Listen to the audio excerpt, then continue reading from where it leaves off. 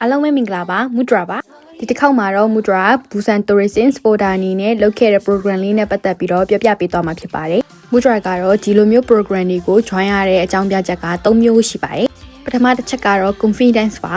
လူကြသူကြတဲ့ကိုယ့်ရဲ့အမြင်ကိုပြောရဲဆိုရဲလာတယ်ပေါ့နော်ဒုတိယတစ်ချက်ကတော့ language ပါမူဒရာကဒီကိုရီးယားစကားကိုအသုံးပြုပြီးတော့ program တွေမှာဝင် join ရဖြစ်တဲ့အတွက်ကိုရီးယားစကားကိုလည်းပြောရဲလာတယ်ပေါ့နော်နောက်ဆုံးချက်ကတော့ connection ပါကိုနဲ့ဒီ program မှာတွေ့ခဲ့တဲ့လူတွေကတစ်ချိန်ချင်းကြရင်ကိုပြန်တတိယလာပြီးတော့သူတို့ program မှာလာ join ဖို့အတွက်ဆက်သွယ်လာမျိုးတွေရှိတယ်ပေါ့နော်ဒီအနောက်မှာဒီ benefits တွေလာပါတယ်တစ်လတစ်ခါပေးတဲ့ဒီလာကတွေ certificate တွေရှိတယ်ပေါ့နော်ဒီ program မှာဘာတွေလုပ်ခဲ့ရလဲဆိုရင်မူဒရာရဲ့ Instagram account ဖွင့်ပြီးတော့တစ်လတစ်ခါ post တွေတင်ရပါတယ်ဗီဒီယိုတွေ reels တွေတင်ရတယ်အဓိကတော့ဘူဆန် tourism spot ဖြစ်တဲ့အတွက်ဘူဆန်ကိုဒီ tourist တွေများများလာအောင်လို့ marketing လုပ်ရတယ်ပေါ့နော် online ကနေပဲ freelance လုပ်ရုံနဲ့တစ်လကို